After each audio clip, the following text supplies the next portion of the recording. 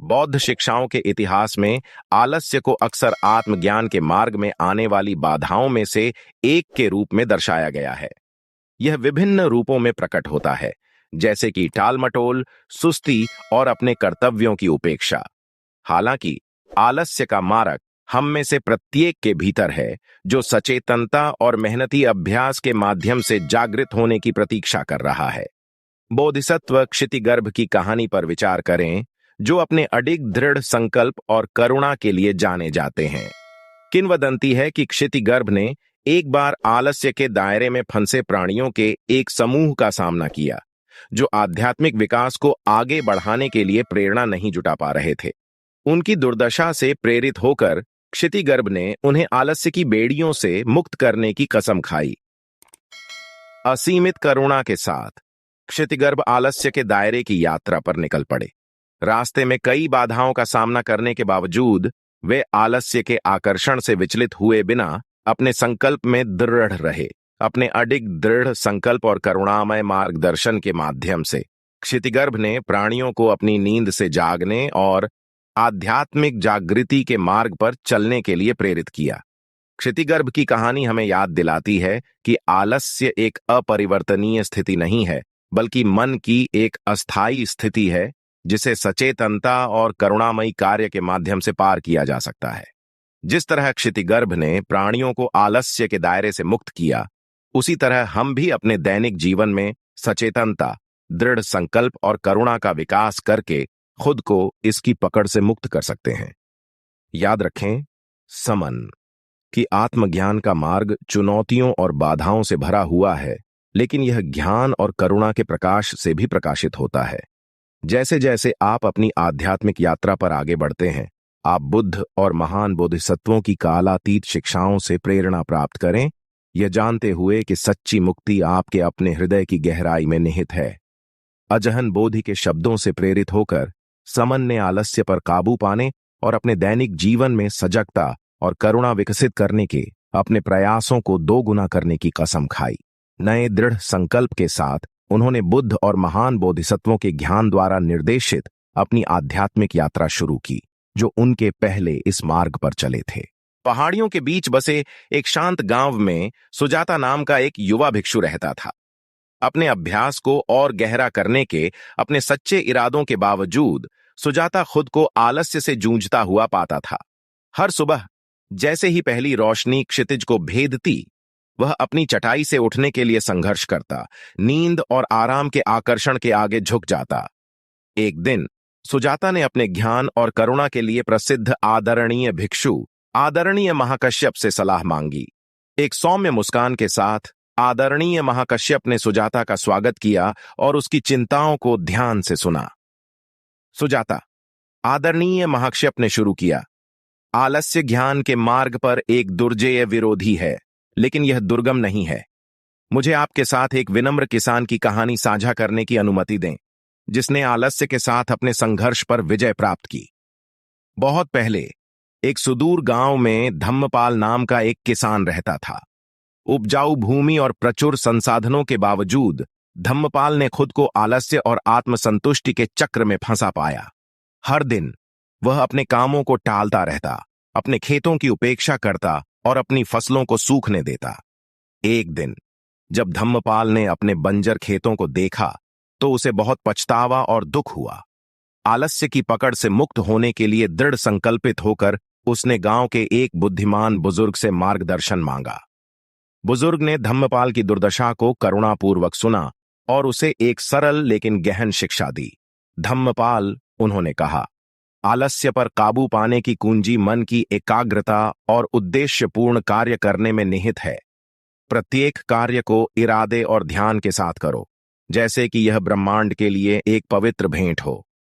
बुजुर्ग के शब्दों से प्रेरित होकर धम्मपाल ने काम करने के अपने दृष्टिकोण को बदलने का संकल्प लिया।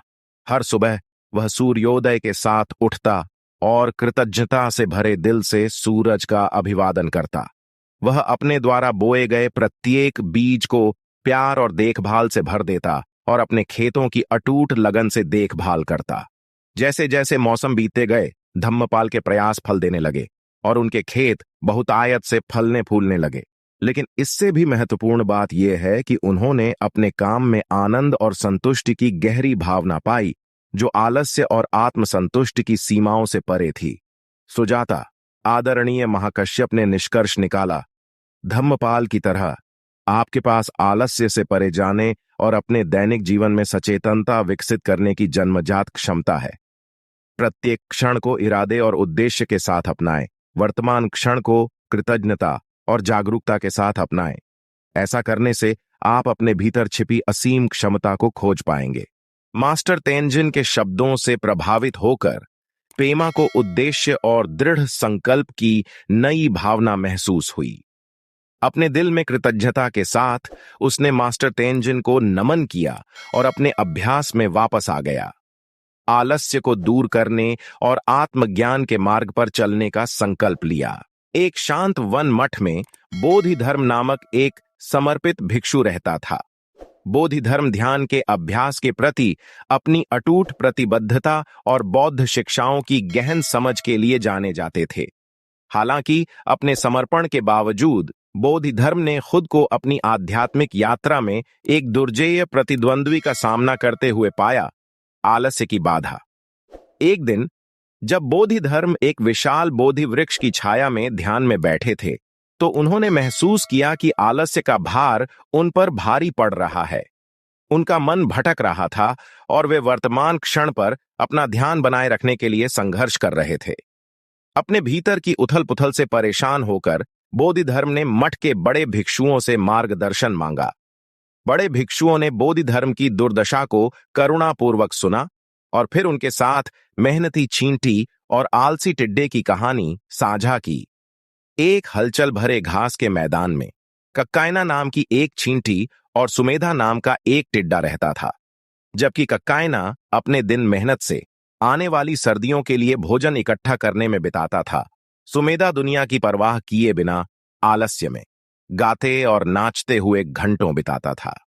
जैसे जैसे मौसम बदलता गया और सर्दी आने लगी, कक्कायना ने अपने बिल में भरपूर मात्रा में भोजन जमा कर लिया। इस बीच सुमेधा ने खुद को आगे आने वाली कठोर सर्दियों के लिए तैयार नहीं पाया।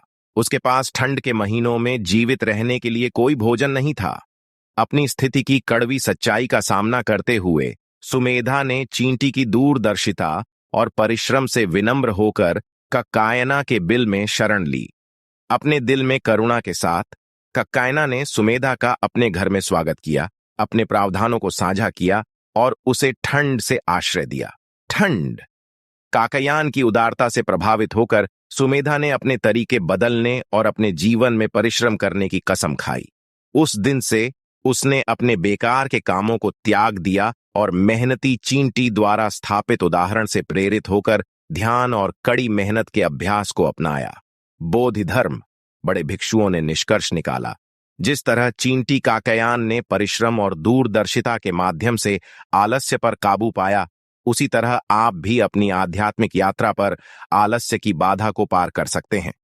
विकास और जागृति के अवसर के रूप में प्रत्येक क्षण को अपनाइए और आप पाएंगे कि आलस्य परिश्रम और ध्यान में निहित मन पर कोई शक्ति नहीं रखता है। जैसे ही बड़े भिक्षुओं के शब्द उसके भीतर गहराई से गूंजने लगे, बोधि धर्म ने अपने ऊपर दृढ़ संकल्प की एक नई भावना महसूस की।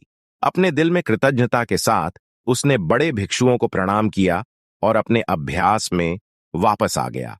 आलस्य पर काबू पाने और आत्मज्ञान के मार्ग पर परिश्रम करने का संकल्प लिया। पहाड़ों में बसे एक शांत मठ में आनंद नाम का एक युवा नौसिखिया रहता था। आध्यात्मिक विकास के लिए अपनी ईमानदार आकांक्षाओं के बावजूद आनंद आलस्य से जूझता रहा। अक्सर खुद को अपने अभ्यास में विचलित और अप्रभावित पाता था। एक शाम जब सूरज क्षितिज से नीचे डूब रहा था, आनंद ने आदरणीय मठाधीश से सलाह मांगी, जो अपनी गहन बुद्धि और करुणा के लिए जाने जाते थे। अपने दिल में विनम्रता के साथ आनंद ने मठाधीश के सामने सिर झुकाया और आलस्य के साथ अपने संघर्ष को साझा किया। मठाधीश ने आनंद की चिंताओं को ध्यान से सुना और फिर एक दृष्टांत सुनाना शुरू किया। दूर देश में भिक्खु सारिपुत्त नामक एक बुद्धिमान आर्षि रहते थे। अपनी गहरी अंतर्दृष्टि और अटूट परिश्रम के लिए प्रसिद्ध भिक्खु सारिपुत्त को सभी जानते थे, जो उनका सम्मान करते थे। एक दिन जब भिक्खु सारिपुत्त बोधि वृक्ष की छाया में ध्यान कर रहे थे, तो यात्रियों का एक समूह उनके पास आया और अपनी यात्रा के लिए मार्गदर्शन मांगा।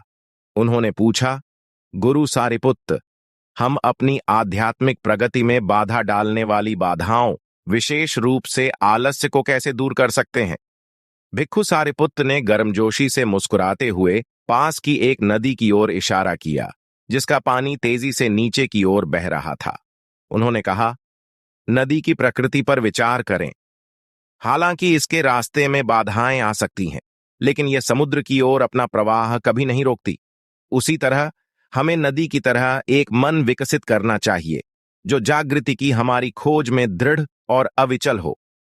भिक्षु सारिपुत्त के शब्दों से प्रेरित होकर यात्रियों ने समझ में सिर हिलाया। नए दृढ़ संकल्प के साथ वे अनित्यता और दृढ़ता की शिक्षाओं को अपनाते हुए अपनी यात्रा पर निकल पड़े। आनंद, मठाधीश ने निष्कर्ष निकाला, जिस तरह नदी अपने मार्ग में आने वाली बाधाओं को पार कर जाती है, उसी तरह आप भी अपने अभ्यास में दृढ़ निश्चय और सजगता विकसित करके आलस्य से ऊपर उठ सकते हैं। प्रत्येक क्षण को विकास और जागृति के अवसर के रूप में अपनाएं और आप पाएंगे कि ज्ञान और करुणा में निहित मन पर आलस्य का कोई प्रभाव नहीं पड़ता। जैसे ही मठाधीश के शब्द उसके दिल में गहराई से उतर गए, आनंद को स्पष्टता और संकल्प की भावना महसूस हुई। नई प्रेरणा के साथ उसने कृतज्ञता में मठाधीश को प्रणाम किया और अपने अभ्यास में वापस आ गया, आलस्य पर काबू पाने और अटूट परिश्रम के साथ जागृति के मार्ग पर चलने का दृढ़ संकल्प किया। पहाड़ों के बीच बसे एक शांत मठ में पेमा नाम का एक युवा भिक्षु रहता था। आत्मज्ञान के मार्ग पर आगे बढ़ने के अपने सच्चे इरादों के बावजूद पेमा अक्सर खुद को आलस्य से ग्रस्त पाता था, जो उसके आध्यात्मिक विकास में बाधा डालता था। एक दिन अपने संघर्षों से निराश होकर पेमा ने आदरणीय मास्टर तेंजिन से मार्गदर्शन मांगा, जो अपनी बुद्धिमत्ता और करुणा के लिए प्रसिद्ध थे। विनम्रता और ईमानदारी के साथ पेमा ने मास्टर तेंजिन से संपर्क किया और अपनी आंतरिक उथल पुथल को साझा किया। मास्टर तेंजिन ने पेमा की चिंताओं को ध्यान से सुना और फिर एक दृष्टांत सुनाना शुरू किया। एक दूर के राज्य में एक राजा रहता था, जो अपनी उदारता और बुद्धिमत्ता के लिए जाना जाता था।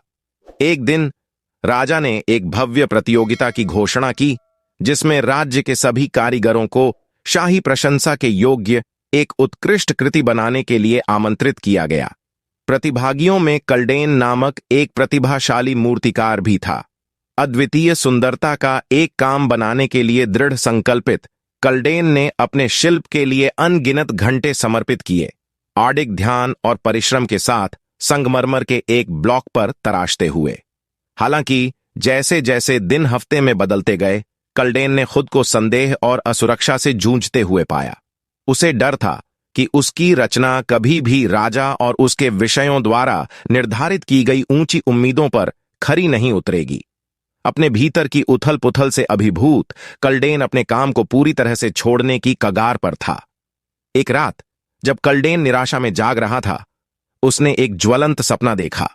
अपने सपने में उसने एक प्राचीन अर्षि को देखा, जो उससे करुणा और स्पष्टता। कैल्डेन, अर्षि ने कहा, सच्ची महारत चुनौतियों की अनुपस्थिति से नहीं, बल्कि उन्हें दूर करने के साहस से मापी जाती है। विकास के अवसर के रूप में प्रत्येक बाधा को स्वीकार करें और आप अपने भीतर छिपी क्षमता को अनलॉक कर लेंगे। ऋषि के शब्दों से प्रेरित होकर कैल्डेन नए दृढ़ संकल्प के साथ जागा। वह साहस और दृढ़ता से भरे दिल के साथ अपने काम पर लौट आया, प्रत्येक छेनी के स्ट्रोक में अपनी आंतरिक शक्ति को प्रवाहित किया। जैसे ही प्रतियोगिता समाप्त होने वाली थी, कैल्डेन ने अपनी उत्कृष्ट कृति का अनावरण किया, एक शानदार मूर्तिकल्ला जिसने सुंदरता और अनुग्रह के सार को पकड़ लिया। राजा और उसके विषय कैल्डेन की रचना से मंत्रमुग्ध हो गए, उन्हें प्रतियोगिता का विजेता घोषित किया और उनकी प्रशंसा और प्रशंसा की। पेमा, मास्टर तेंजिन ने निष्कर्ष निकाला, मूर्तिकार कल्डेन की तरह आपके पास आलस्य को पार करने और अपने भीतर छिपी क्षमता को उजागर करने की जन्मजात क्षमता है। विकास और परिवर्तन के अवसर के रूप में प्रत्येक क्षण को अपनाएं और आप पाएंगे कि सच्ची महारत चुनौतियों की अनुपस्थिति में नहीं, बल्कि उन्हें दूर करने के साहस में निहित है।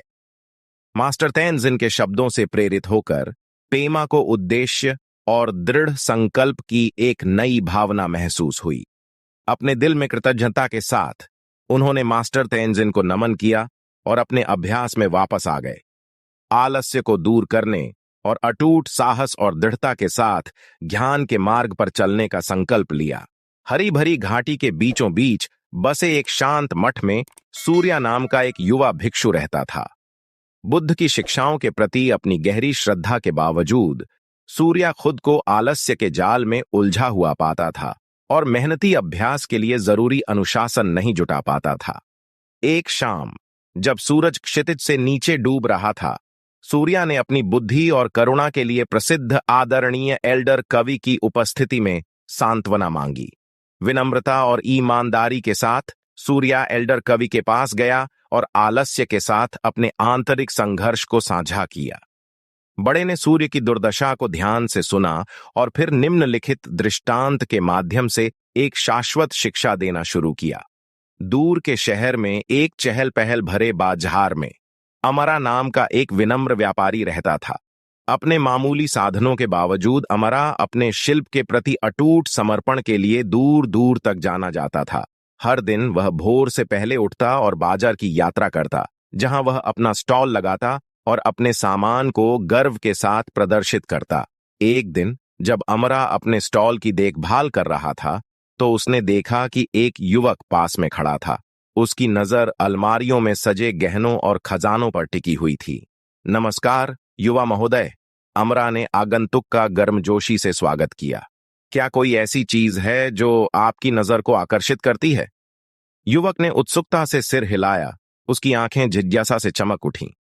वास्तव में व्यापारी, उसने उत्तर दिया, मैं एक ऐसे खजाने की तलाश में हूं जो मुझे खुशी और संतुष्टि प्रदान करे। अमरा ने जानबूझकर मुस्कुराया और युवक को अपने पास बुलाया। आह, लेकिन सच्चा खजाना भौतिक संपत्ति में नहीं है, उसने कहा, बल्कि यह आपके अपने दिल की गहराई में रहता है। अमरा के शब्दों से हैरान युवक ने भ्रम में अपनी भौहें सिकोड़ लीं। लेकिन मैं इस छिपे हुए खजाने को कैसे खोज सकता हूं? उसने पूछा। अमरा की मुस्कान चौड़ी हो गई जब उसने उत्सुक साधक को अपना ज्ञान दिया। सच्ची पूर्णता का मार्ग सद्गुण और मन की मेहनत से खेती करने में निहित है, उसने समझाया। जिस तरह एक माली अपनी फसलों की देखभाल सावधानी और ध्यान से करता है, उसी तरह आपको भी अपने भीतर ज्ञान और करुणा के बीजों का पोषण करना चाहिए। अमरा के शब्दों से प्रेरित होकर युवक ने आत्मखोज की यात्रा शुरू की और अडिग निश्चय के साथ सद्गुण और सचेतनता की शिक्षाओं को अपनाया। प्रत्येक बीतते दिन के साथ उसे दया और करुणा की सरल खुशियों में सांत्वना मिली और उसे एहसास हुआ कि सच्चा खजाना बाहरी दुनिया में नहीं, बल्कि केवल उसके अपने दिल की गहराई में पाया जा सकता है। सूर्या, एल्डर कवि ने निष्कर्ष निकाला, बाजार में युवक की तरह आपके पास अपने भीतर तृप्ति के छिपे हुए खजाने को उजागर करने की जन्मजात क्षमता है। प्रत्येक क्षण को सचेतनता और परिश्रम के साथ अपनाओ और तुम आत्मज्ञान के मार्ग पर आलस्य की बाधाओं को पार कर जाओगे। एल्डर कवि के शब्दों से प्रेरित होकर सूर्य ने अपने ऊपर स्पष्टता और उद्देश्य की एक नई भावना महसूस की। अपने दिल में कृतज्ञता के साथ उसने एल्डर कवि को गहराई से नमन किया और अपने अभ्यास में वापस आ गया। आलस्य को दूर करने और अडिग समर्पण के साथ सचेतनता विकसित करने का संकल्प लिया।